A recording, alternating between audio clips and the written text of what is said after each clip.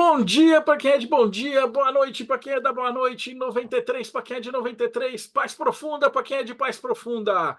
E você leu certo, e hoje a gente vai falar de bruxaria natural, que é uma coisa rara e difícil de achar gente realmente boa. E hoje, graças ao André, a gente conseguiu uma fera no assunto para a gente discutir um pouquinho sobre o que é bruxaria natural, para que serve. Existe uma bruxaria artificial, né? Então, existe que tipos de bruxaria tem, né? Então, a gente vai falar sobre isso. E para juntar, antes da gente apresentar a nossa convidada de hoje, pelo Projeto Mayhem, Rodrigo Lutarque. Salve, pessoal! Hoje mais uma aula de bruxaria para a mentoria do André. E também do Projeto Mayhem, Florindo Neto. Legal o tema, quero aprender bastante com ele. E também o nosso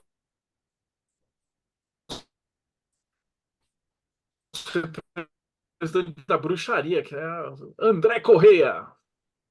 Saudações, seres humanos. Hoje o assunto é interessantíssimo. A convidada é incrível, assim, eu acompanho ela já faz muito tempo.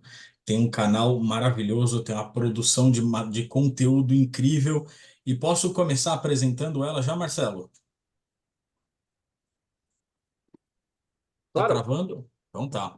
A Amanda Célia, ela é bruxa, ela é bióloga, ela é escritora e é a criadora do Tempero de Bruxa, que é um projeto com a missão de ensinar pessoas como praticar a bruxaria e a magia natural e fortalecer a sua conexão com a Mãe Terra. Em sua jornada espiritual, a Amanda se tornou devota da deusa Gaia e passou a semear no coração das pessoas o amor e a magia, pela magia natural. Através dos seus livros, cursos e conteúdos, a Amanda traz o seu servir ao mundo, ajudando milhares de pessoas a iniciarem as suas práticas na bruxaria natural, por meio do uso de ervas, alimentos e outros ingredientes simples que nós encontramos nas nossas cozinhas e nos nossos jardins. Amanda Celli, muito bem-vinda ao Boteco dos Illuminates. Gratidão pelo convite, é uma honra estar aqui. Já acompanho o projeto. Essa é a minha pequena latindo, que não deveria estar agora. 2 segundos, Edu, bem na hora da minha apresentação. Ela se empolgou Aqui, quem sabe, faz ao vivo. Ela se empolgou com o convite. Ela se empolgou com o André. Gratidão pelo convite, gente. É uma honra poder estar aqui. Como o André disse, eu já acompanho o trabalho dele há bastante tempo e acabei descobrindo também o Mayhem por conta do André. E é uma grande alegria poder estar aqui falando de bruxaria natural. E a Lilith está causando hoje. E, Amanda, se você já conhece então o Mayhem, você sabe que a primeira vez que alguém vem aqui no clube vai ter que lutar. Então, a gente vai perguntar como é que você caiu nessa. Então, a gente sempre pergunta assim, você era criancinha, estava na igreja, comendo hóstia, rezando na missa e tal, e aí, de repente, 20 anos depois, você está fazendo maratona, ensinando a galera 7 horas da manhã, numa live todos os dias, ensinando bruxarias e macumbarias e satanismos. Como é que foi isso? Olha, não começou tanto dessa maneira, porque não fiz catecismo nem crisma. E quando eu tentei comer hóstia, o padre não me deu por conta disso e eu fiquei triste. Mas vamos lá. Basicamente, nasci em uma família católica. Posso dizer que meus pais eram católicos não praticantes, porque não frequentavam missas, nada disso. Mas quando eu tinha mais ou menos uns 10 anos de idade, até então, a minha experiência em igreja é isso que eu te falei. Já fui uma vez com os meus pais, não deixaram eu comer a hóstia, eu fiquei muito triste na época, eu lembro disso até hoje. E lembro que eu me sentia muito oprimida dentro daquele lugar. O único que eu me sentia em paz era quando eu fui no altar de Maria. Essa questão da mãe. Foi o único que me deu paz, mas nunca me senti em casa, nunca me identifiquei com a religião a qual minha família fazia parte. Mas até aí, quando você é criança, você simplesmente replica o que os pais fazem, está dentro daquele sistema. Mas quando eu tinha 10 anos de idade, na época, o irmão mais novo da minha mãe, né, o meu tio, ele casou. Hoje em dia já se separaram, cada um tomou seu rumo, mas ele casou com uma praticante de Wicca. A minha tia era uma wiccaniana solitária, e aí eu fui descobrir que ela era uma bruxa. E quando eu fui conhecer a casa do meu tio e da minha tia depois do casamento, minha tia tinha um altar, caldeirão, todos os instrumentos. E na época, quando eu olhei, eu falei: isso existe? De verdade? Porque eu só conhecia bruxaria, então, pelos filmes que eram famosos na década de 90, da Magia e Sedução, Jovens Bruxas, Brumas de Avalon, que eu já tinha devorado todos os livros da Marion Zimmer Bradley, mas achava que era pura ficção. E aí, nesse contato com a minha tia me apresentou a bruxaria como um caminho que existe, que era possível. Né? O que os filmes retratavam é uma pequena parcela, não era realidade realmente, mas eu tinha curiosidade de conhecer mais sobre o assunto. E eu tive.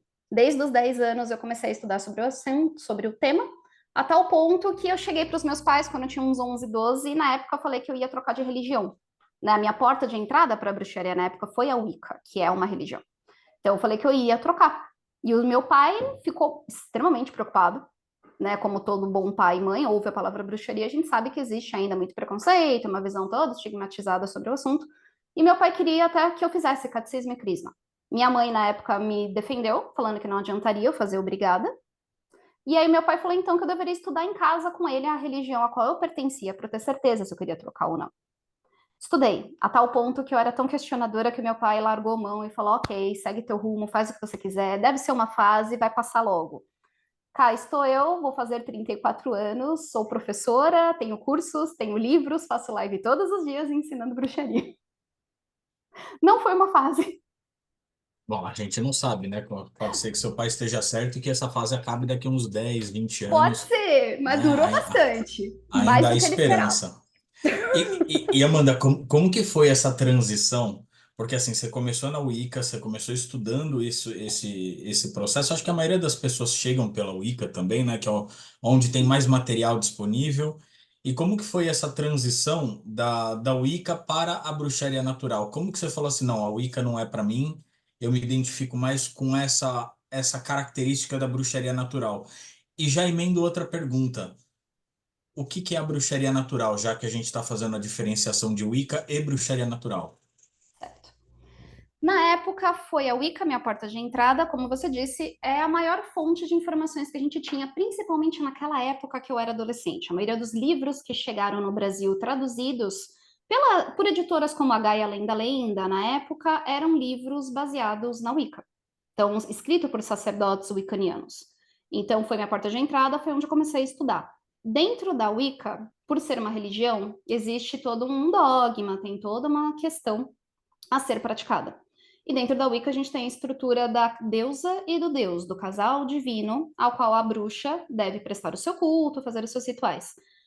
Eu nunca me identifiquei com a estrutura desde o começo. Então, por mais que eu me considerava como da Wicca, já desde aquela época eu não seguia 100% tudo que os livros traziam, porque não ressoava com o que eu sentia dentro de mim. Então, eu tinha uma ligação muito mais forte com a figura da deusa, principalmente como a grande mãe, como mãe terra, como mãe natureza, do que como deusa lunar ou com outras deusas às quais a Wicca identifica a própria figura da deusa em si. Porque na Wicca ela é vista como uma única deusa e todas as outras divindades femininas dentro da Wicca são consideradas faces dessa grande deusa. Então, qualquer outra deusa é apenas uma face como um diamante multifacetado. Então, a gente pode trabalhar com diversos aspectos em diversas mitologias e culturas diferentes. Mas não me identificava com outras deusas, mais com a questão da mãe natureza, da mãe terra. Então, eu já era um pouco diferente. Eu já percebia isso quando eu li os livros, mas ainda assim era o caminho que eu conhecia na época. E dentro dos meus estudos, a área que mais me encantou foi a área de magia natural. Então eu tinha uma paixão muito grande por utilização de ervas desde o início. Então assim, desde que eu era pequenininha, era aquela criança pé na terra, mão na terra, quando ia na chácara da minha avó, queria plantar tudo, desenterrar tudo, entender todas as plantas, desmontar flores. Eu tinha muita curiosidade em relação a isso. E dentro da bruxaria não foi diferente. Quando eu descobri a utilização de ervas para diversos fins, foi a parte que eu mergulhei de cabeça e de coração para estudar. Então foi naturalmente eu fui indo para essa parte de utilização de ervas e de cristais e dos elementos, desse contato mais visceral com a natureza, com as estações do ano. E as minhas práticas foram evoluindo baseadas nisso, a tal ponto onde eu percebi que eu já não me encaixava mais naquela caixinha. Então, quando a gente pega o que é a Wicca, o que é a religião, a crença na deusa e no Deus, tudo bonitinho que tem dentro, eu já não me encaixava mais. As minhas práticas já tinham mudado muito, e a maneira como eu trabalho, e principalmente devocionalmente. Eu me tornei devota de uma deusa específica, que no caso é Gaia, e passei a trabalhar somente com ela.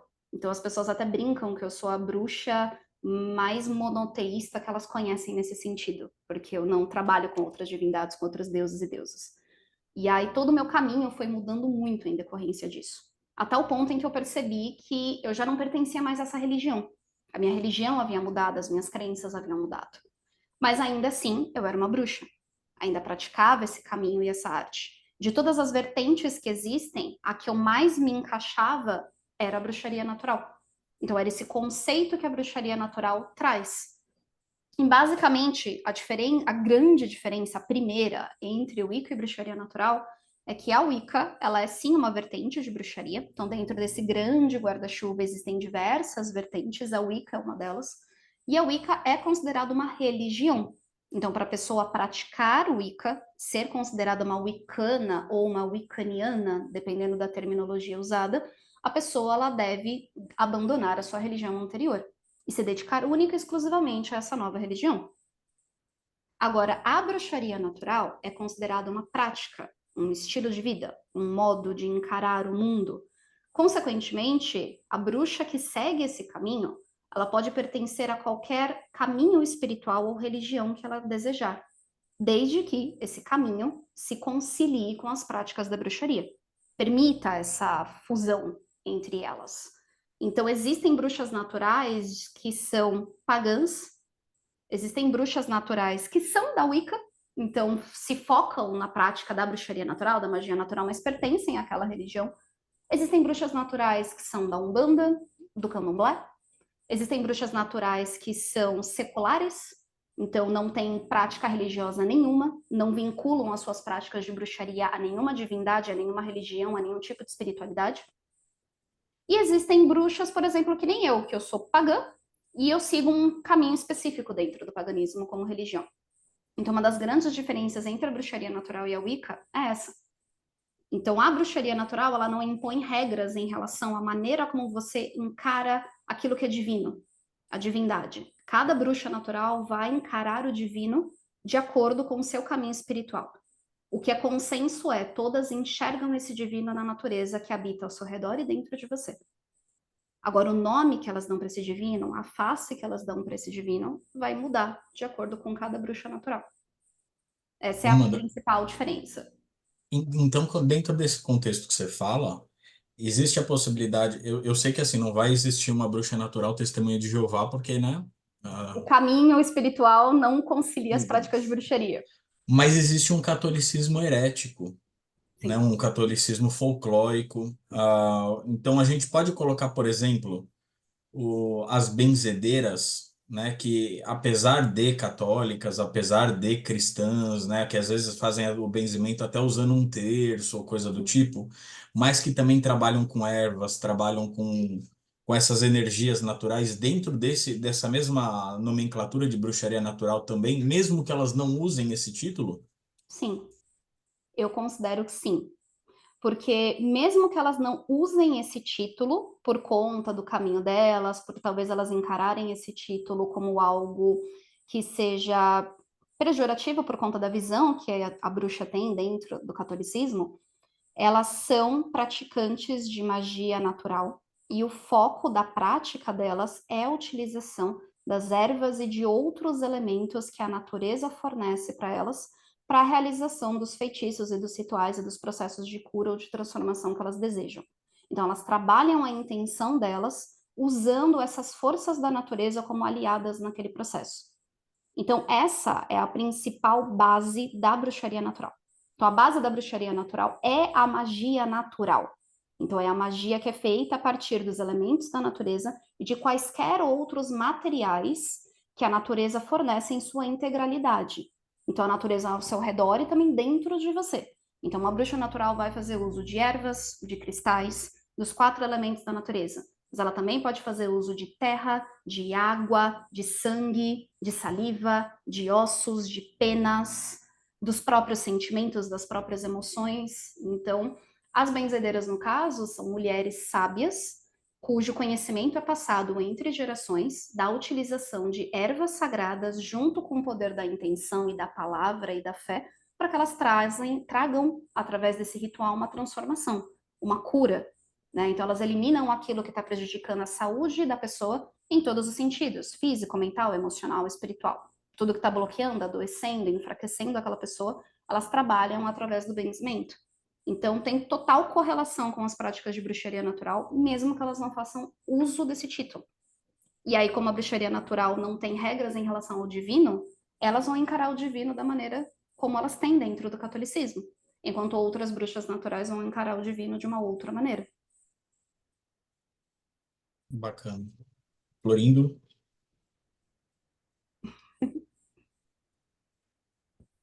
Você comentou que saiu da Wicca, né, de certa forma, para pegar suas práticas, né, focar nas práticas naturais.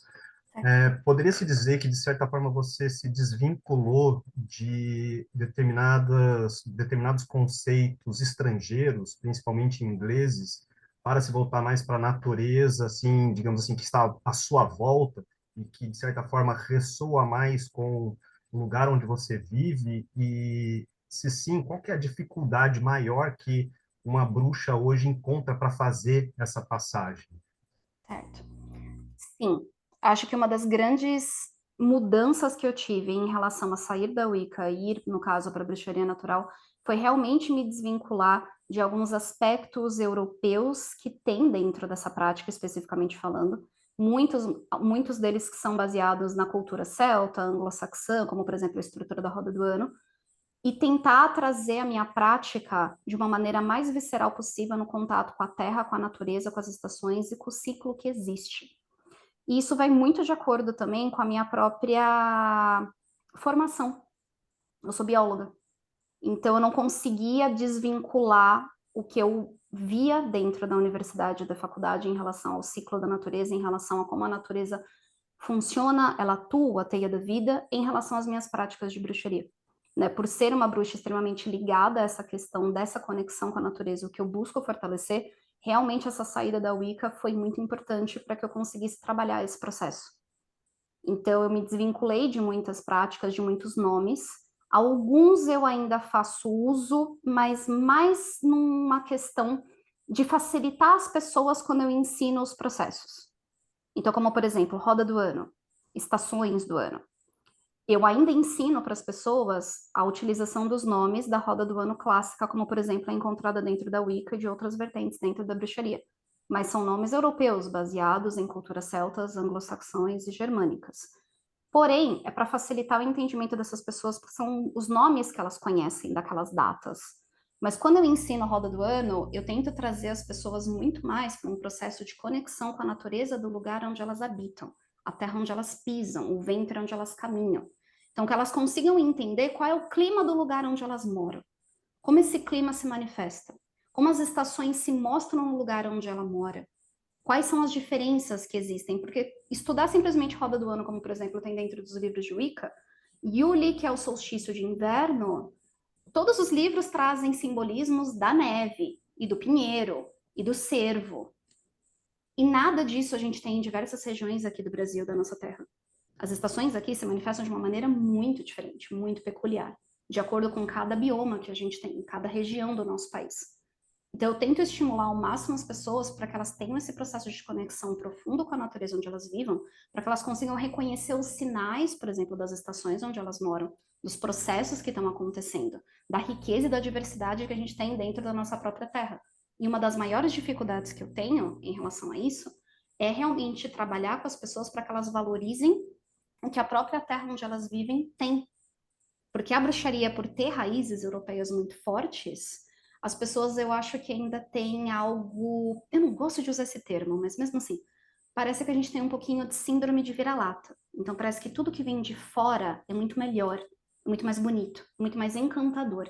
Então, a pessoa conhece, por exemplo, o uso de uma erva como a sálvia, que é uma erva mediterrânea, que não é da nossa terra, que não é do nosso país, que foi trazida para cá, que se adaptou muito bem. Mas ela não sabe os usos mágicos, por exemplo, da tanchagem que cresce no jardim da casa dela, ou da trapoeraba que ela tem ali na casa da avó, Ou do ipê que está na calçada da casa dela e que floresce todo ano e ela não sabe a utilização mágica, ela não conhece a energia, ela nunca tentou se conectar com aquela planta. Então, uma das dificuldades que eu tenho bastante é de trazer as pessoas mais próximo para a natureza aqui, por exemplo, do Brasil. Porque não existem livros sobre o assunto. A maioria dos escritos de bruxaria são americanos ou são europeus, e as ervas trazidas, inclusive nesses livros para feitiços e rituais, são as ervas mais comuns daqueles lugares.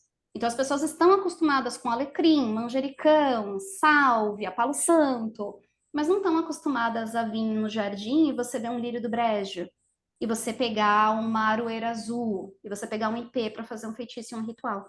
Elas não conhecem essas plantas e muitas delas não fazem parte do dia a dia dessas pessoas. Como, por exemplo, as punks, né? Plantas alimentícias não convencionais. Na verdade, são plantas do nosso país que os nossos indígenas se alimentavam. E passou a ser não convencional para nós porque a gente teve toda uma educação colonizada europeia e a gente passa a não conhecer o que a nossa terra oferece de tão belo que a gente tem. Acho que essa é uma das dificuldades maiores que eu tenho em trabalhar.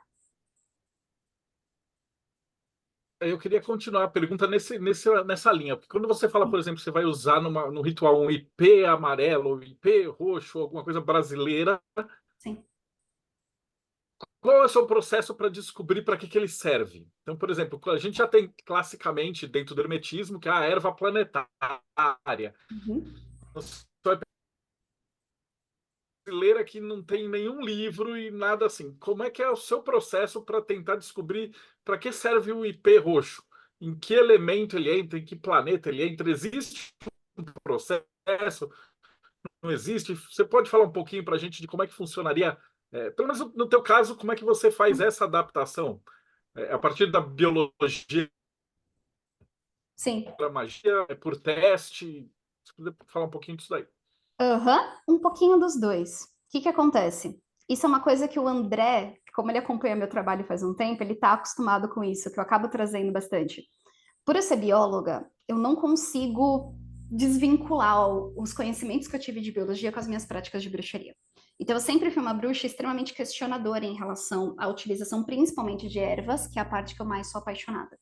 Então, eu não gostava quando eu pegava um livro e lia que você usa maçã para um feitiço de amor. Eu falava, tá, por que maçã? E por que não pera? E por que não uma banana? E aí eu tentava descobrir, então eu ia atrás, regência elementar, regência planetária, por que aquela planta é consagrada, aquele planeta, ela tem aquela energia e ela é utilizada para aquilo. Então, quais são as características, né? Quem foi que atribuiu isso àquela planta e por quê? E nesses processos de misturar a bruxaria com biologia, eu acabei caindo muito nos estudos do Paracelso. Então, toda a parte de botânica oculta que Paracelso traz nos estudos dele é grande base do que eu trago para minha vivência em relação a plantas brasileiras. Então, o que eu faço é analisar... como é que eu posso dizer isso? Vamos lá, Caibalion, né? O princípio da correspondência, o que é acima, como que está abaixo, o que está fora, como que está dentro. Então, eu começo analisando o que ela apresenta no plano físico para eu ver as correspondências no plano espiritual. E no plano mágico, energético, enfim, dependendo do nome que a pessoa dá, de acordo com a sua prática. Por quê? Porque eu consigo identificar esse princípio da correspondência em toda a natureza. Então eu sei que algo que eu encontro no plano físico, ele reverbera no plano mágico de alguma maneira. Então, alguma utilização física da planta, eu também consigo encontrar um paralelo em relação à utilização mágica daquela planta. Então a gente vamos pegar um exemplo, só para o pessoal entender de uma planta que o pessoal está mais acostumado. Então vamos pegar a camomila. Né? Se a gente fosse estudar a camomila, aquele miolinho amarelinho, o formato da flor, a maneira como ela cresce, Paracelso, quando faz os estudos, ele pega todos os aspectos da planta. Então, ele pega desde a terra onde ela cresce, se ela gosta de muita água, de pouca água, muito sol, pouca luz do sol, cresce na sombra ou não, tem flor ou não, tem espinho ou não, é rasteira, ela tem tronco lenhoso, enfim, produz frutos. Ele analisa todos os aspectos da planta. Inclusive também a utilização medicinal da planta, para poder conseguir fazer esses paralelos. E aí, no caso da camomila, por exemplo, na magia, ela é uma planta consagrada ao sol, consagrada à água, ela é uma planta que trabalha as suas águas interiores, as suas emoções, os seus sentimentos. E do sol, ela ilumina os recantos mais profundos da sua alma, ajudando a trazer clareza, ajudando a trazer gentileza, empatia, paz, calma, tranquilidade para que você consiga lidar melhor com as situações que se apresentam na sua vida. Se a gente for pegar dentro da biologia, lá no miolinho amarelinho da flor, tem várias substâncias que atuam no sistema nervoso central, incluindo, por exemplo, a piginina, que é uma substância que vai atuar diretamente nos neurotransmissores, trazendo calma, tranquilidade. Ela é uma substância que ela auxilia no relaxamento muscular, ela também é sedativa. Então, a gente tem paralelo entre o físico e entre o energético. E os antigos faziam muito isso, né? Era a maneira, inclusive, deles explicarem a ação de uma planta. Eles também explicavam dessa maneira, relacionando a espíritos daquela terra, a determinadas divindades, inclusive vários contos, várias histórias e várias lendas que a gente tem, são maneiras de explicar a utilização de certas plantas, dependendo da cultura, né, de cada povo. Eu tento trabalhar da mesma maneira com plantas brasileiras. Então, primeiro eu vou analisar aspectos físicos da planta. Onde ela cresce, qual é a forma, é rasteira, é herbácea, é arbusto, é árvore, produz flor ou não, produz fruto ou não, que época que floresce, gosta de muita água, gosta de pouca água, cor da flor, cor do fruto, é doce, é amargo, é azedo, todas essas características. É tóxica ou não, plantas tóxicas sempre ligadas à proteção, a grande maioria, então eu sempre pego esses aspectos. Depois dos aspectos físicos, eu também pego aspectos históricos e culturais daquela planta. Então, eu tento pesquisar lendas e contos de povos indígenas, de benzedeiras, né, de mateiros, de pessoas que estão acostumadas com a utilização popular daquela planta. Então, como ela é vista e como ela é aplicada. Depois disso, eu começo a fazer, então, esse paralelo com a parte mágica. Então, eu começo a analisar qual a regência planetária, de acordo com as informações que eu levantei, regência elemental, e aí eu consigo fazer esse paralelo das questões físicas com as questões energéticas da planta. E aí eu chego num consenso. Então, eu já fiz o levantamento de várias e depois eu vou para a experiência com a planta. Então, eu vou para a questão de conexão com aquela planta, rituais de conexão, de meditação, aplicação daquela planta, se é possível, em chás, sprays, tinturas, em banhos, para eu sentir a energia daquela planta, também o que o Deva, né, daquela planta quer passar, para eu ver se ressoa com o que eu levantei do ponto de vista dos estudos. Para ver se na prática também é aquilo que eu sinto em relação àquela planta. Pô, fantástico. E você falou uma palavra mágica aí que é Deva. E aí Sim. eu vou emendar uma pergunta do tipo, nessa bruxaria natural, como é que é a relação com os espíritos, né? Esses espíritos da planta e tal? Ou cada bruxa vai ter uma crença diferente, ou existe uma comunicação com mortos? Como é o mundo espiritual pela explicação da bruxaria natural? Certo. Talvez uma pergunta meio ampla demais, né? Mas se você puder, põe pelo menos o seu ponto de vista e depois a gente aprofunda. Ó, é ampla por conta dessa questão que eu falei do que é a bruxaria natural em si. Então, como ela não é uma religião e a bruxa pode pertencer a qualquer caminho espiritual, a visão dela em relação ao mundo espiritual vai mudar bastante de bruxa para bruxa. Mas um consenso que eu posso perceber é que, independente da religião que a bruxa pratica, no caso, todas elas sentem e trabalham de alguma maneira com devas, com espíritos elementais, de ervas e de plantas de alguma forma. Algumas reconhecem por esse nome e trabalham com isso, outras são de uma maneira mais indireta, como o André deu o exemplo, por exemplo, das benzedeiras. Às vezes uma benzedeira, ela não trabalha diretamente com o Deva no sentido de nomear aquele espírito e de chamar aquele espírito e de ter ele como um aliado. Mas ela trabalha indiretamente ao ela ativar aquela erva, fazer uma oração para que aquela energia esteja com ela, trazer também como um aliado para sua prática, mas não tratando diretamente com o espírito da planta, como outra bruxa, por exemplo, faria através de meditações, através de conexões. Então é algo muito pessoal. No meu caso, eu trabalho muito com devas e com elementais. Então, é uma parte da minha prática que eu considero extremamente importante. Porque como eu trabalho com uma deusa que é ligada à Terra e ao ciclo das estações, eu considero os elementais como manifestações também do poder dessa deusa, como extensões do poder dela. Então, não só os elementais dos 4 elementos, mas os devas das plantas e esses espíritos, eu trato eles como meus aliados, como meus companheiros de jornada, como meus irmãos, como minhas irmãs dentro da teia da vida. Então, eu procuro trazer essas energias, convidar para que elas estejam presentes. Então, já teve vezes de eu ter plantas que não quiseram trabalhar comigo naquele momento, porque não era a hora. porque elas sentiam que não era para eu trabalhar com elas. E eu respeito. Então, eu já vi algumas bruxas trabalharem com elementais e com devas no sentido de dominar os elementos e de tentar dominar essas forças. Não é a forma como eu trabalho. Eu trabalho de uma forma extremamente diferente nesse ponto, por eu tratar eles como irmãos de jornada. Então, como realmente aliados e como extensões do poder da deusa a qual eu sou devota. Para mim, todos os seres são parte dela, são manifestações dela. Então, todos eu devo o mesmo respeito e carinho e honra a eles como eu também devo a ela. Então, eu trabalho de uma outra forma.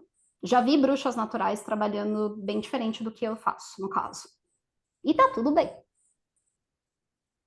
Se tem uma coisa que a gente aprendeu aqui no Mayhem é que tá tudo bem. Aliás, é por essa conta que a gente chama várias bruxas diferentes, vários cabalistas diferentes, vários gnósticos diferentes, vários maçons diferentes, e aí cada um vai contar, tipo, comigo é assim. A sua experiência, a sua prática, né? A maneira como você vivencia aquilo é muito única. Isso que é especial.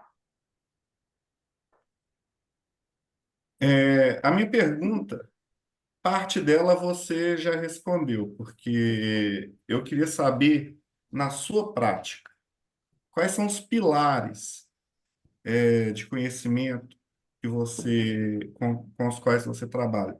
E você citou a espargiria. Na magia cerimonial, a gente tem astrologia, alquimia, tarô e uma infinidade de outras coisas. Mas na bruxaria natural, quais são aqueles conhecimentos, assim, além da espargiria que você já citou, que eu achei fantástico você misturar aí com a química, o conhecimento teórico que você tem aí, o que mais você considera aí como pilar para o seu trabalho com magia natural? Certo. Além dessa parte da espagiria, que é um dos grandes pilares mesmo da minha prática, tanto que quando o André me apresentou, né, a gente brinca que eu trabalho com ingredientes que você encontra na cozinha ou no jardim, então não é à toa que o nome do meu projeto é Tempero de Bruxa, eu trabalho muito com ervas e com temperos e com alimentos, até com a parte de culinária também. Além dessa parte da espagiria, uma outra parte que é uma base muito fundamental da minha prática é a questão da conexão com a natureza através das estações do ano e através dos ciclos de vida, morte e renascimento que a natureza apresenta. Então, isso é uma parte essencial do meu trabalho, o que pode diferir um pouco para outras bruxas naturais. Então, até no começo, o Marcelo fez a brincadeira de existe bruxaria artificial, né, ou sintética, por que bruxaria natural? Às vezes o termo parece ser até um pouco, como é que eu posso dizer isso? Repetitivo, porque fala, existe bruxaria que não é natural? Mas o que que acontece? Dentro das vertentes que existem de bruxaria, todas as formas de bruxaria trabalham de alguma maneira com as forças da natureza. Sempre. Inclusive, várias bruxarias, várias vertentes se colocam também como caminhos que honram as forças da natureza. Mas, para dizer a verdade, o que eu percebo atualmente é que são poucos os caminhos de bruxaria e praticantes de bruxaria que realmente honram a natureza que existe ao redor e dentro deles. Realmente. O que eu vejo muito é falar, mas pouco fazer. Pouca ação em relação a isso. Eu vejo as pessoas mergulhadas, infelizmente, no dia a dia e na rotina desse mundo capitalista e tão opressor que a gente vive, e eu vejo elas se sentindo cada vez mais desconectadas da natureza ao redor delas. E elas não conseguem nutrir essa conexão e elas sentem falta disso de alguma maneira, mesmo trabalhando com um caminho espiritual que é baseado com forças da natureza. E eu acho que isso é um grande calcanhar de Aquiles de muitas bruxas. E eu acho que é exatamente o caminho para onde a gente precisa ir e retomar e fortalecer, para que a gente consiga realmente ter uma prática forte e estruturada em relação à natureza. E por isso que eu gosto tanto do termo do bruxaria natural, porque é um caminho aonde o foco realmente é a natureza, é realmente essa conexão, é realmente você fortalecer essa ligação que existe, você honrar essas forças. Então a base é a magia natural, e não a magia cerimonial, por exemplo. E não a magia do caos, como outras formas de bruxaria trabalham várias formas de magia em suas práticas. Né? A bruxaria natural, a raiz que sustenta ela é a prática da magia natural. E para mim, toda bruxa deveria trabalhar essa questão da conexão com ciclos da natureza, vida, morte e renascimento, dentro da sua vida interna, então os seus ciclos internos, como você está apresentando eles naquele momento, e os ciclos também da natureza ao seu redor e como ela se comporta. E isso é possível de ser feito mesmo para uma bruxa que mora na cidade, que eu morei por anos, e agora eu tive a sorte, o privilégio, depois de um trabalho muito duro, de eu conseguir me mudar para uma região de mais interior, de mata, de floresta, mas é possível você fortalecer essa conexão independente do lugar onde você mora. E como bióloga eu também posso dizer isso, é possível a gente se conectar com a natureza em qualquer lugar, porque no fundo, nós somos natureza. Nós somos manifestações da natureza, embora muitas vezes as pessoas esqueçam disso, mas nós somos parte da teia da vida. Somos animais, como quaisquer outros, temos instintos, temos desejos, respondemos às estações, às mudanças do sol, fases da lua, mesmo que de maneira inconsciente, que as pessoas não consigam enxergar isso, mas quando você para analisar, você começa a perceber. E essa é uma base muito forte do meu trabalho. Então, além de trabalhar com a parte de espagiria e de ervas, eu trabalho muito essa questão de conexão com ciclos da natureza. Então, eu gosto muito de trabalhar a estrutura da roda do ano por conta disso, e outras práticas de observação desses ciclos. Então, em relação às plantas que eu cultivo, em relação às ervas que eu faço uso, em relação aos alimentos que eu consumo. Então, eu trabalho bastante culinária mágica também, então, utilização disso para nutrir o corpo físico, consequentemente, eu também nutrio o mental e espiritual com essas energias que eu estou trabalhando. E eu gosto bastante de trazer isso para as pessoas, para que elas compreendam a força da terra onde elas pisam e onde elas habitam. E isso vai mudar de acordo com o lugar que cada bruxa mora. E isso é muito mágico, é muito bonito, você poder fortalecer essa conexão. Acho que esses dois são os grandes pilares, eu poderia dizer, da forma como eu trabalho com magia. Qualquer outra prática minha dentro da magia natural acaba derivando dessas. Então, dessa questão de eu fortalecer a minha conexão com a natureza e também de eu trabalhar essa potência das ervas na minha vida. O que vai diferir de outras bruxas? Existem bruxas naturais que trabalham com ervas, mas que não é a base da prática delas, como é a minha. Como você falou, outros instrumentos, existem bruxas naturais, por exemplo, que vão trabalhar muito mais cristais, ou vão trabalhar muito mais a parte oracular. Então, trabalham muito bem com quiromancia, tassiomancia, uso de pêndulo, tarô, oráculo de cartas. Então, não necessariamente uma bruxa natural precisa ter esse dedo verde com plantas ou amar tanto essa parte, mas faz parte das práticas delas de alguma maneira. Então, as plantas vão estar presentes de alguma forma. É que no meu caso se tornou uma das bases do meu próprio caminho. Acho que é isso. Florindo. Seguindo nessa linha, mas com um olhar assim um pouco mais para a bruxaria em geral, né? Você comentou sobre espagiria, falou sobre forças telúricas, falou sobre relação planetária e algumas outras coisas, né? Alguns outros termos que a gente encontra em outras tradições magísticas, né? E no seu ponto de vista, quanto desse conhecimento de outras tradições magísticas pode ajudar na bruxaria, né? E que se esse é um caminho saudável ou se ele esconde algumas armadilhas importantes. Certo. Eu considero que é importante, mas ao mesmo tempo esconde algumas armadilhas. Porque, assim, grande parte dos conhecimentos e das práticas que a gente tem hoje em dia dentro da bruxaria também estão presentes em outras tradições mágicas de alguma maneira. Então, isso vem desde a época até mesmo da construção, por exemplo, que a gente estava falando no começo da Wicca. O Gardner bebeu muito de outras tradições mágicas esotéricas para a criação da própria Wicca. E outras vertentes de bruxaria beberam da Wicca para surgirem e se tornarem também o que são hoje, consequentemente, carregam esses conhecimentos de outras tradições mágicas por conta disso. Então, muito, por exemplo, do que eu faço uso, espagiria, questão planetária, está presente em outras práticas. Eu acho importante porque são formas que a gente tem de compreender as energias que existem ao nosso redor, de como essas energias se manifestam na natureza e no universo e compreender essas leis de alguma maneira. E é muito gostoso de ver que esses conhecimentos presentes em diversas tradições, eles se conversam. Muitas vezes é o mesmo saber, tratado por nomes diferentes. Então, cada tradição compreendeu aquele saber de uma forma, deu um nome a ele, mas quando a gente estuda a raiz, é a mesma, é o mesmo conhecimento. E eu pego não só de tradições mágicas nesse sentido, mas de outras também, porque eu gosto de estudar essa correlação que existe. Então, por exemplo, essa questão planetária que a gente estava falando de plantas, regência planetária, regência elemental. Eu tenho um curso de banhos de ervas e eu trago esse conhecimento do ponto de vista da bruxaria natural para as pessoas. Então, dentro do curso, eu trago a regência planetária elemental de plantas, mas eu também trago a questão de ervas que são usadas nos banhos, como elas são classificadas em quentes, mornas e frias. Essa é uma classificação que tem origem nas religiões de matriz africana, como a Umbanda e como o Candomblé. Então, é um tipo de classificação muito usada no Brasil e que muitas pessoas estão acostumadas com ela. Mas quando você vai comparar esses dois tipos de classificação, ervas quentes, mornas e frias, e regência planetária elemental, elas se conversam de uma maneira extremamente linda.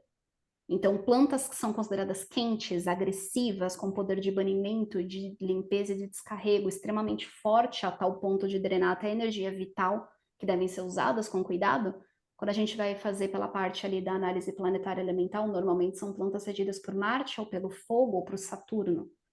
Então, a gente consegue identificar esse processo também de limpeza, essa força, essa agressividade dessas plantas, que a gente também precisa trabalhar com respeito e com cuidado com elas. Então, eu acho muito bonito quando a gente consegue trazer esses conhecimentos para a nossa prática, com respeito às raízes da onde elas vieram. Quando a gente consegue fazer esses paralelos e ver que esses saberes se apresentam em diversos povos, em diversas culturas, de alguma maneira.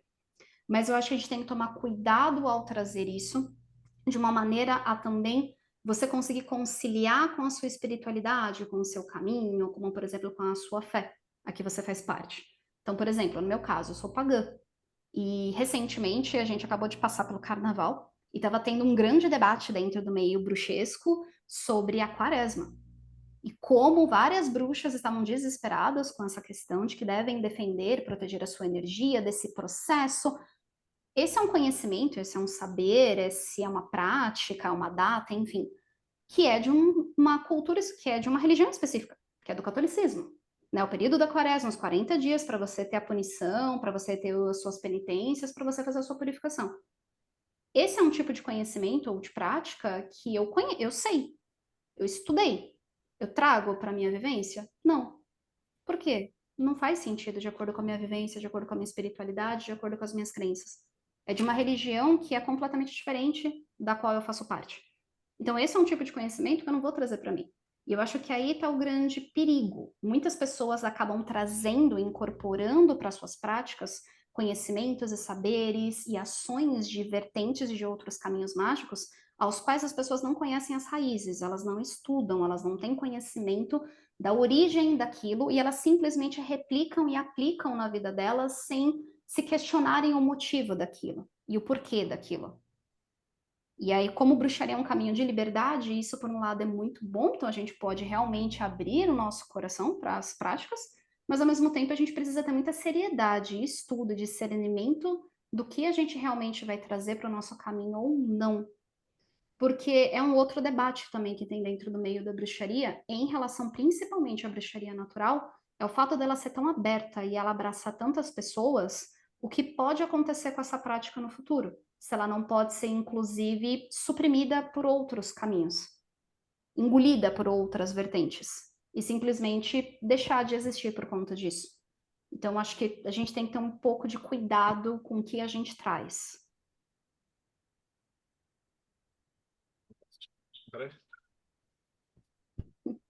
Agora você abriu uma outra janela, mas depois eu volto nesse assunto, porque eu tô com outra perguntinha aqui guardada. A gente está falando bastante da questão das ervas, vocês passaram até por um assunto que eu ia também trazer, a questão das devas, dos elementais e tudo mais. Sim. Dentro da bruxaria, pelo menos na bruxaria que eu trabalho, existe um trabalho muito grande com a espiritualidade, com os ancestrais. Eu gosto de chamar até por trabalhar mais com sangue, trabalhar com olhando mais para o lado dark side da bruxaria, né? E não, o dark side, quando eu falo dark side, não é nem um lado negativo, ruim. É simplesmente porque a vida tem luz e sombra.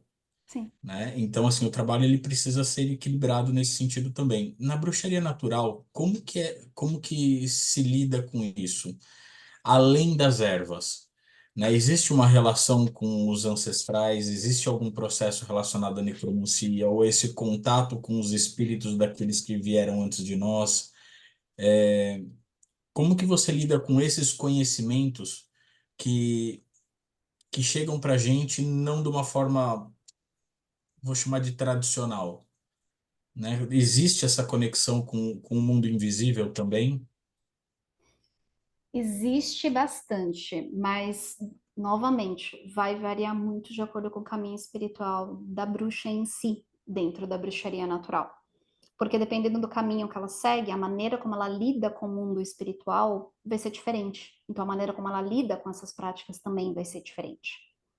Então, por exemplo, uma bruxa que nem eu, que sou pagã, devota de uma deusa específica ligada à terra, vai encarar a ancestralidade, essa questão dos ancestrais da terra e do sangue e da arte, de uma maneira talvez diferente de uma bruxa natural, que é, por exemplo, da Umbanda.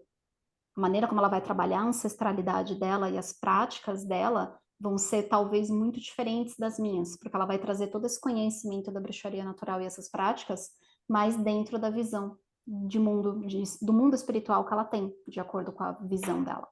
Então ela consegue, inclusive, trazer junto com as práticas religiosas dela, as práticas da bruxaria natural também, e fazer esse sincretismo, podemos dizer assim, fazer essa mescla. Então isso vai acabar variando muito de acordo com a bruxa. Uma questão que é muito forte é a questão do contato em si com a força da terra. Então, isso é sempre trazido dentro da bruxaria natural. Agora, a maneira como a bruxa vai trabalhar esse equilíbrio entre luz e sombra, e até uma questão talvez até ética dentro das práticas dela, vai ser de acordo com a espiritualidade dela. Então, por exemplo, eu. Eu trabalho com ancestrais da terra, com ancestrais do sangue, ancestrais da arte, já tinha isso desde a época da Wicca, é algo que eu continuo ainda tendo dentro da minha prática de alguma maneira, diferente, bem modificado do que eu fazia antes, mas eu ainda tenho bem forte. Principalmente essa questão de tentar honrar os ancestrais da terra onde eu vivo. Então, eu tento trabalhar isso das melhores maneiras possíveis. E estudo outras áreas, como a gente estava conversando, como, por exemplo, o xamanismo, como a questão de utilização também de plantas de poder aqui do nosso Brasil. Então, a questão de ayahuasca, sananga e outras práticas que em muitas vertentes de bruxaria não são bem vistas, mas no meu caso eu tento trabalhar para trabalhar os ancestrais da terra e trabalhar essa força, essa potência. Agora, outras bruxas vão trabalhar isso de uma maneira diferente. Então, uma bruxa que trabalha, por exemplo, com Umbanda, com Candomblé, ela vai trabalhar a espiritualidade, os ancestrais, de uma outra forma, talvez, dentro das práticas dela, vinculando ao terreiro que ela tem, vinculando realmente a maneira como ela pratica. Então, isso vai modificar. E em relação a essa questão que você falou, por exemplo, necromancia, contato com espíritos, também. Por quê? Eu vou encarar esse contato de uma forma. Dependendo da espiritualidade daquela outra bruxa natural, ela pode encarar esse contato com o mundo espiritual de uma maneira bem diferente. Ainda mais se ela pertencer a uma religião que ainda tem raízes, por exemplo, cristãs muito fortes, e que encara esse contato com espíritos talvez de uma maneira extremamente negativa ou ruim, como é diferente do meu caminho e da minha prática. Então, vai diferir bastante. Entendi. O- de- É só para continuar, inclusive Sim? nesse tema, porque provavelmente o Rodrigo vai mudar de assunto. É, você vê que a bruxaria natural, porque assim, eu vejo isso desde a Wicca, né? A Wicca se tornou uma religião, acho que até desde a origem dela, lá nos anos 40, 50, talvez até um pouquinho antes, uma religião de vamos abraçar as árvores, vamos cuidar das florzinhas, vamos abraçar os animaizinhos, né? E ela ganhou esse aspecto muito florido, esse aspecto muito colorido. E quando a gente fala de bruxaria natural, pelo menos eu sempre entendi a compreensão de bruxaria natural como uma bruxaria completa, Sim, que você olha para a vida e que você olha para a morte, que é o que acontece inclusive com Quernunos, sim. né? Quernunos ele foi muito colorido, ele foi muito floreado nesse caminho, né? O deus das florzinhas. Ele é um deus de prosperidade, ele é um deus fecundador, mas ele é um psicopompo também. Ele também é o condutor da vida e da morte. Ele é aquele que leva o espírito para outro lado. Ele que um dia escolhe a caça e outro dia escolhe o caçador, né? Você vê que a bruxaria natural ela acaba sendo também por lidar muito com esses aspectos muito vitais, muito solares, sendo um refúgio das pessoas que negam esse lado sombrio, esse dark side da bruxaria. Você vê que assim as pessoas às vezes têm um certo receio de lidar com as próprias sombras, ou existem caminhos dentro da própria bruxaria natural, apesar de que eu sei que né, talvez essa espiritualidade que traz a bruxa para a bruxaria natural, esse hardware, esse software pré-instalado, então, talvez seja muito importante, mas você vê que assim existe um receio de lidar com essa sombra. Sim, bastante. Por mais que a bruxaria natural deveria ser esse caminho completo de trabalhar vida e morte dessa maneira, infelizmente, muitas das pessoas que chegam na bruxaria natural chegam com a mesma visão dela que você trouxe em relação ao Wicca. Então, assim, a Wicca a gente já sabe, porque por conta da história dela, o Gardner acabou. Vamos usar um termo diferente aqui, vai. Ele acabou higienizando as práticas de alguma maneira. Então, ele acabou tirando toda essa parte considerada mais dark side, considerada mais sombria, a utilização de alguns certos materiais que são de origem natural, mas que eram mal vistos. Por quê? Porque ele quis tentar mostrar para as pessoas que as bruxas eram diferentes daquele imaginário popular. Né? Tentou desmistificar a figura da bruxa, né? Tirar toda aquela questão negativa que as pessoas tinham em relação à imagem da bruxa, mostrando que, na verdade, as pessoas não eram assim. E aí essas práticas acabaram realmente ocultas nas sombras. Né? Então, algumas bruxas ainda têm essas práticas, mas bem escondidas por conta disso. E essa visão também tem dentro da bruxaria natural, infelizmente. Até porque aqui no Brasil, o movimento da bruxaria natural, ele é muito amplo. Então, a gente tem uma raiz da bruxaria natural, que foi trazida, por exemplo, pela Tânia Gori, que é a fundadora da Casa de Bruxa, e ela foi uma das grandes perpetuadoras da bruxaria natural no Brasil. Ela tem cursos, até formações de bruxaria natural, que ela trabalha essa prática, então esse modo de vida, esse estilo onde a bruxa pode ter a bruxaria natural e vincular a sua espiritualidade, mas ela também trabalha a bruxaria natural dessa maneira muito ligada à lei tríplice, a questão do retorno, então essa questão de ética, de não fazer nenhum tipo de magia manipulativa, e assim por diante. E não trabalha esses aspectos mais sombrios e mais dark side da bruxaria. Em compensação, tem outra linha já da bruxaria natural, por conta dos livros, por conta de outras fontes de conhecimento que estão chegando e de vivências de pessoas em relação a esse caminho e essas práticas, onde essas pessoas elas estão se aproximando de divindades realmente telúricas e ligadas a esse aspecto mais visceral do ciclo de vida e morte. Como você com Carnunos, como eu com Gaia, que foram deuses, que é o que você falou, que foram muito floreados. Então, Gaia, por exemplo, é considerada a Mãe Terra de todas as deusas que representam a Mãe Terra em culturas diferentes, porque são diversas. Ela é a mais conhecida, é a que se tornou mais famosa, a que se tornou mais pop, podemos dizer assim. Ao mesmo tempo, foi a que mais foi floreada como uma deusa de abundância e de fertilidade, como uma grande mãe bondosa, que ela é. Mas as pessoas esquecem que ela não é só o ventre que dá vida, ela também é a boca faminta que devora toda a vida no final do ciclo. Né? E eu, como bióloga, sei isso melhor do que ninguém. Toda vida se alimenta de vida de alguma forma. Mesmo para uma árvore crescer, é preciso que outras plantas e outros animais morram, caiam na terra, sejam decompostos, deteriorados para se tornarem nutrientes para uma árvore crescer. Não é um processo bonito, não é um processo fácil, não é algo tão estético, instagramável, podemos dizer assim, mas que faz parte do ciclo da vida. E eu percebo que tem muitas bruxas naturais que estão começando a lidar com essas questões. De uma maneira livre ou não. Então, ou de uma maneira intencional, que elas querem mergulhar nisso, ou que o caminho e a prática está chegando a tal ponto onde elas são forçadas a lidar com essas sombras e com essas questões. E não é fácil. É o que você falou, as pessoas normalmente não querem lidar com isso. É muito mais fácil você vestir a máscara que você usa todo dia e esconder tudo isso debaixo do tapete. Mas o processo da bruxaria natural, e se você trabalha realmente com os ciclos da natureza, vida, morte, renascimento, com as estações, é você ter que lidar com essas sombras. É você ter que entender que nada é permanente. A única certeza que a natureza te dá é a mudança, é a transformação. Nada dura. Então, você entender que momentos positivos na sua vida também serão sucedidos, perdão, de momentos negativos na sua vida. É entender que você vai ter que morrer e renascer diversas vezes na sua jornada e que você não vai ser mais a mesma pessoa que você era antes. E entender que está tudo bem nesse processo. A natureza, ela é uma grande mestra. Basta a gente abrir os olhos para aprender com ela. Então, processos como ansiedade, angústia, não existem na natureza. Você não vê uma árvore angustiada, você não vê um lobo angustiado, você não vê uma lebre ansiosa.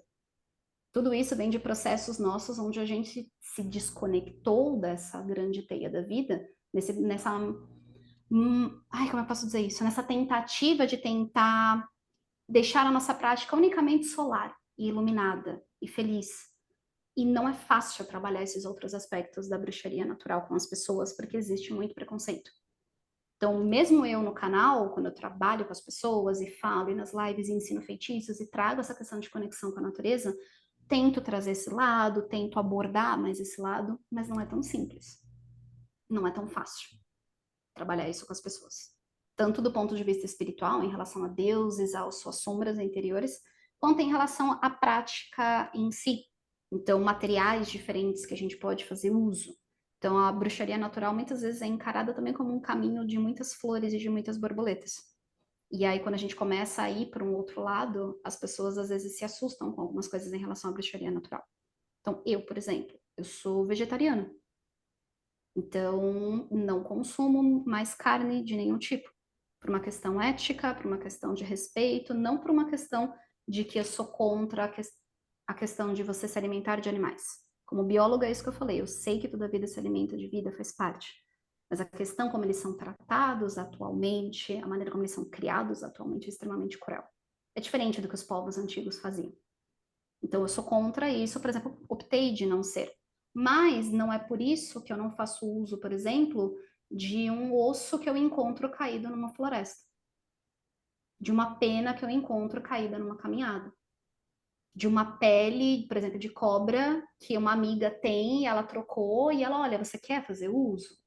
Não significa que eu não faço uso de outros materiais na minha prática. A questão é que eu sempre procuro, por exemplo, no meu caso, coletar esses materiais da maneira mais ética possível para que não tenha nenhum sofrimento envolvido. Eu não vou provocar nenhum sofrimento na vida desses animais. Não significa que eu não vou fazer uso desses materiais na minha prática, de alguma forma. E respeitar esse ciclo de vida, morte e renascimento. Então, é um tema bem polêmico, isso. Tem certos feitiços, certas práticas, né? Que nem eu já ensinei a garrafa da bruxa uma vez no meu canal. E a garrafa da bruxa envolve a utilização de sangue, às vezes de urina, saliva e outras formas de fluido que são materiais naturais, mas que ainda são vistos com um olhar muito, muito temeroso pelas pessoas. E é esse lado mais, talvez, dark side, sombrio, que a gente precisa ter que lidar da morte. E que as pessoas têm muito medo ainda disso.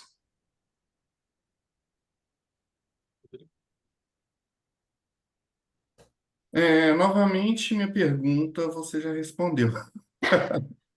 Minha Eu tava, intuição tá ótima! Já estou é, respondendo antes. eu ia perguntar só que de forma mais direta sobre incorporação, mediunidade e Certo. sacrifícios, etc. Mas o que eu realmente estou querendo saber é sobre seus cursos. Desculpa se era para ficar um pouco mais para o final, mas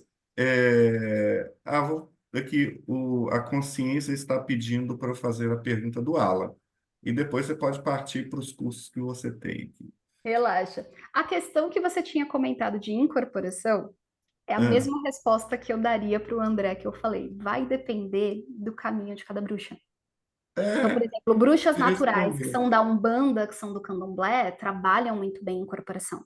Existem outras bruxas que estão incorporando divindades em suas práticas. Muitas bruxas estão tendo esse contato dessa maneira.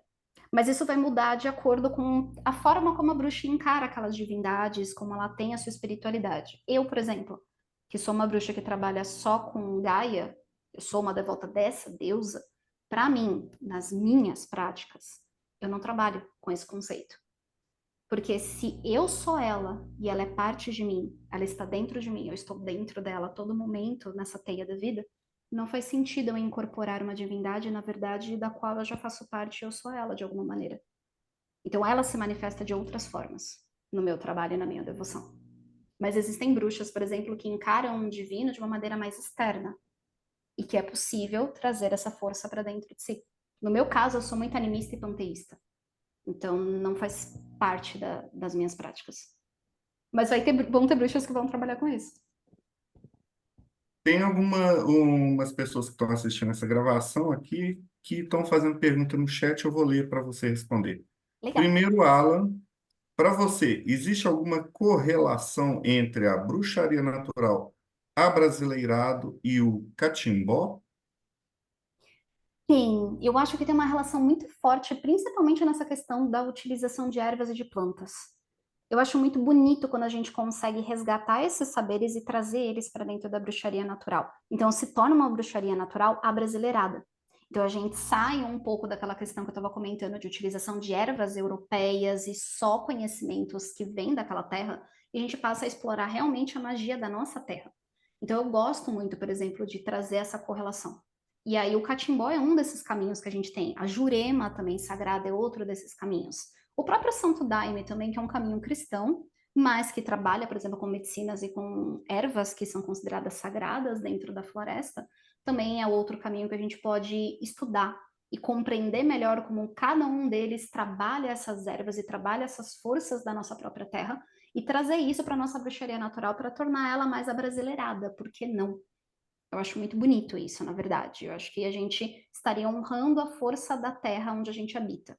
Também dos ancestrais dessa terra que aqui já viveram de alguma forma. E não tá trabalhando uma bruxaria tão colonizadora.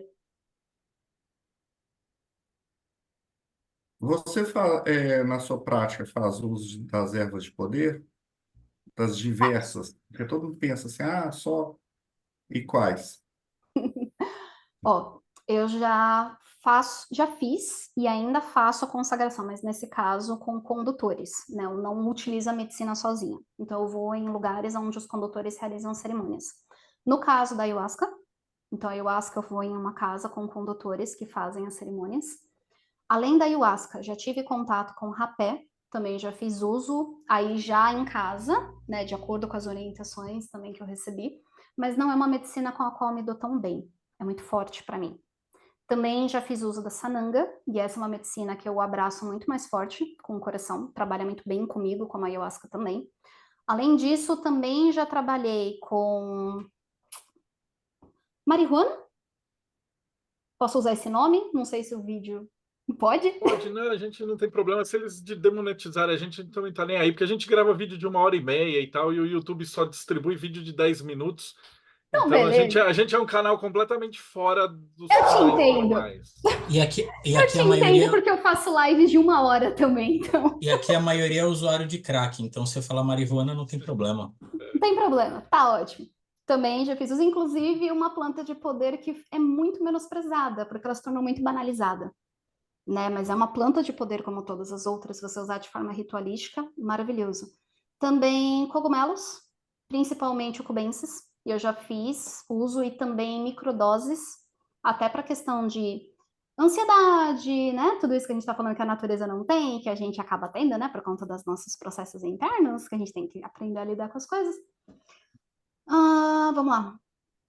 Também já fiz uso de beladona em alguns rituais, no unguento de voo da bruxa.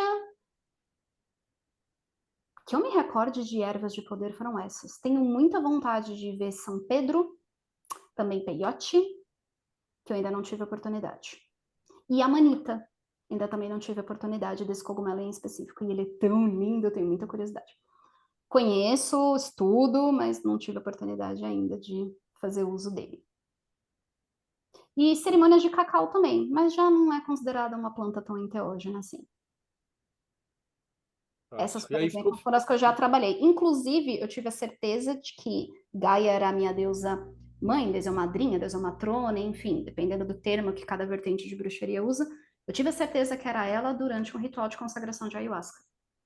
Porque quando eu saí da Wicca, foi aquilo que eu comentei. Eu já trabalhava com a figura da grande mãe, da mãe natureza, da mãe terra, mas eu não trabalhava com uma deusa em específico.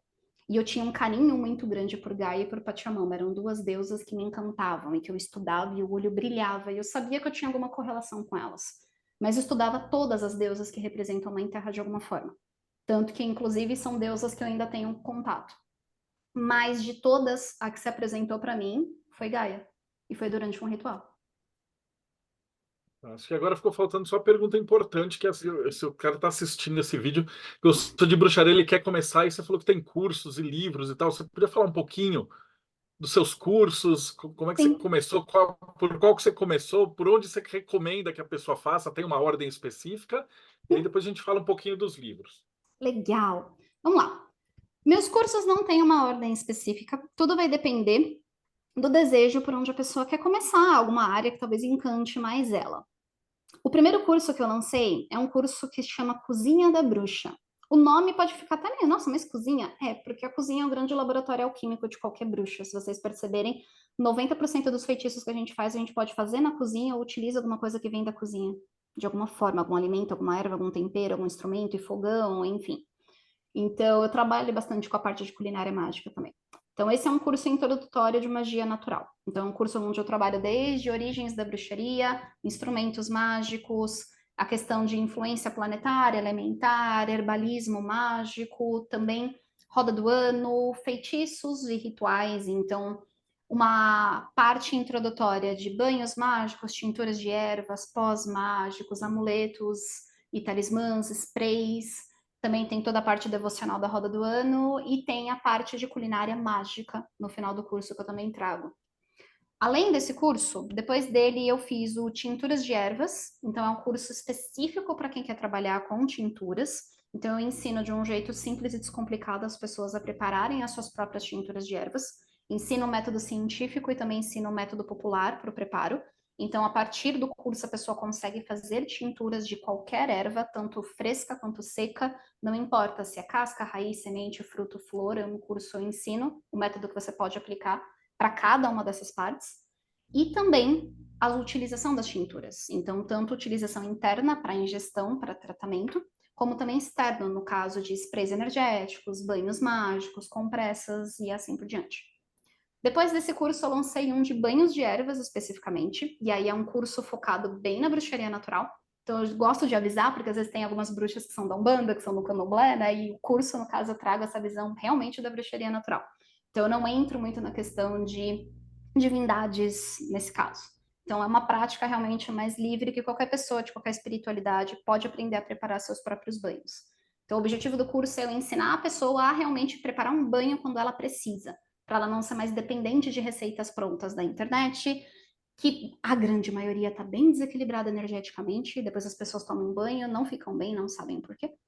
Então, no curso eu ensino toda a parte de herbalismo mágico, regência elemental, regência planetária, ervas quentes, mornas e frias, os tipos de água que a gente pode utilizar, propriedades mágicas de cada um deles, também utilização de ervas secas ou frescas, como que você faz o preparo, ritualística, consagração, ativação de ervas, enfim.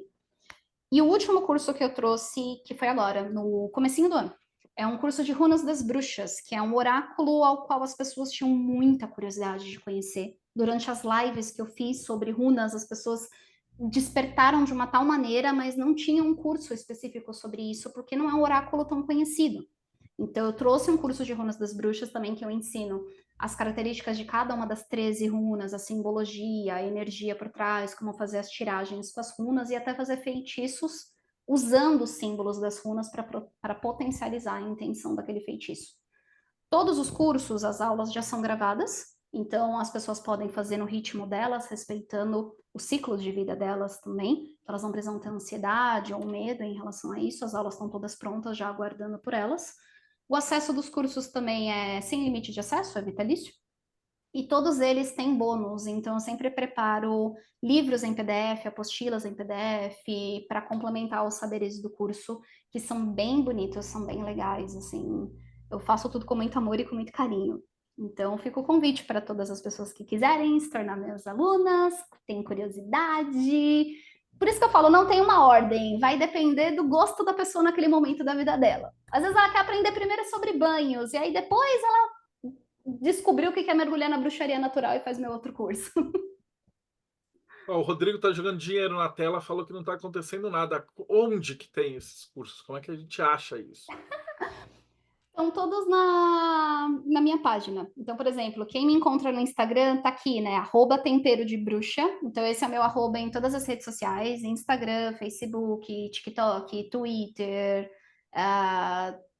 Eu tô em quase todas que vocês puderem imaginar. Basicamente, esse é meu arroba. Quando vocês entram no meu perfil, tem lá um link. Se quiser, depois eu posso passar. Vocês podem colocar na descrição também do vídeo para facilitar o pessoal. Isso. E ali tem o link, então, naquele link tem várias opções. E um deles são os meus cursos, o outro também são os meus livros para as pessoas saberem. Os meus cursos, no momento, estão hospedados na Hotmart.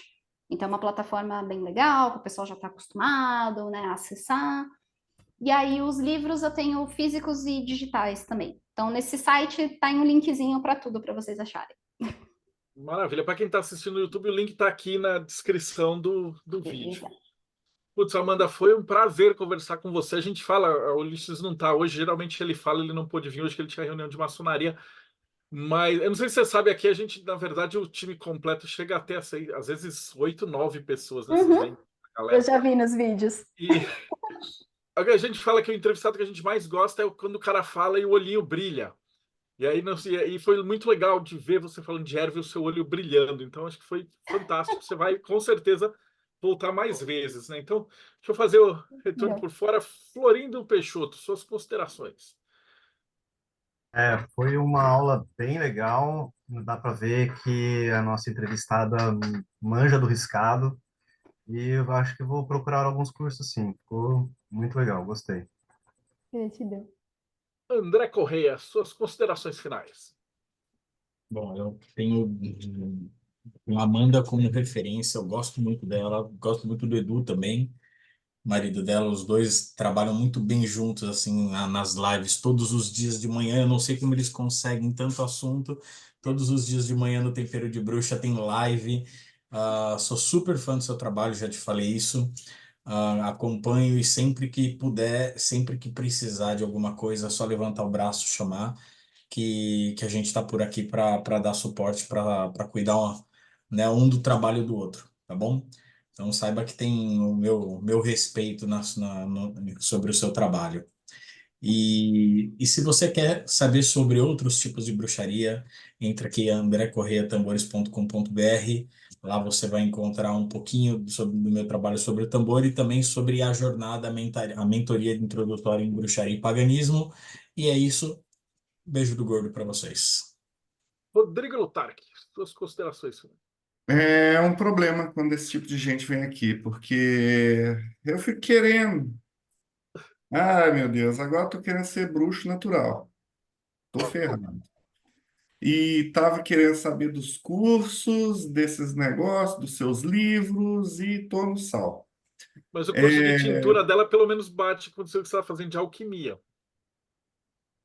bate Já tudo não tem, que você eu não tava tem querendo. desculpa. Pô, precisava do Tamosauskas aqui para fazer as perguntas, mas É, fantástico. tá complicado, André. Você complicou minha vida. Mas vamos lá para o Jabá, né? Porque essa aula foi fantástica, foi perfeita. Amanhã tem mentoria do André para mim e ajudou demais. Obrigado por me ajudar com o dever de casa, tá? Que o André passou e eu não tinha feito. É, mas para vocês que querem entrar aqui no catarse.me/TDC, vocês vão ter, assim, acesso a muita coisa. Tem o André aqui com a mentoria dele, tem os tambores, tem o Florindo com o conhecimento dele fantástico, tem o Marcelo que começou com isso tudo, tem cursos, livros e muito mais. Tem o Tamo Sauskas aqui, que eu senti falta dele, que ele é um alquimista, ele gosta muito de espageria, etc. E ele tem o Morte Súbita. Tem o Robson com um monte de cursos de tudo quanto é tipo de coisa. E quando você assina para participar disso, você vai receber a revista Hermetismo. Seria interessante ver um texto seu aqui, tá? Já estou Uhum. confiando por minha própria conta e risco. É, aí o Marcelo explica como é que funciona esses negócios. Aqui tem um texto interessante aqui do Robson sobre introdução a Tikkun Hakari. Você tem grupos de Telegram dos mais diversos assuntos. Então, mas eu gosto daquela outra coisa. Tem lá. E no canal do YouTube você vai encontrar um monte de playlist. As principais, eu separei aqui, é sobre xamanismo e sobre paganismo, se não me engano. Eu coloquei aqui no grupo do André. Aqui. Tem maçonaria, tem tudo e tal. É, Eu estou deixa eu explicar. citando só as que têm a ver aqui com o tema. E tem de bruxaria também, né, meu? É, Deixa eu explicar. Eu tô vendo que vai ter muita gente escutando hoje que é da bruxaria, né? Provavelmente que a Amanda vai fazer propaganda. Então Sim. eu queria avisar: o Mayhem surgiu da pandemia e era uma galera bruxa de tudo que é área que vocês puderem imaginar. Então, para quem tá vendo pela primeira vez, vocês vão ver que essa entrevista já é 500 e tralalá. E a gente tem tipo umas 20 playlists diferentes. Então a gente já entrevistou de maçom, martinista, macumbeiro, umbandista, quimbandeiro, druida, paganismo, bruxa, astrólogo, cartomante, tarólogo. O que vocês imaginarem, a gente faz uma curadoria muito, muito boa, assim. A gente vai atrás das pessoas que, tipo, são os caras que realmente estão fazendo. É como a Amanda falou. Cara, você chuta uma pedra no TikTok, sai 8 bruxinhas que não sabem porra nenhuma de nada, falando um monte de merda. E tá difícil. E a gente sabe, o problema hoje em dia é que assim, tem muita, muita informação, muito esgoto aberto, muito lixo, e a gente está tentando fazer um trabalho para juntar todo mundo, né? Então, o Mayhem, na verdade, tudo que a gente produz de textos, de coisas, a gente disponibiliza de graça, não tá tudo no YouTube.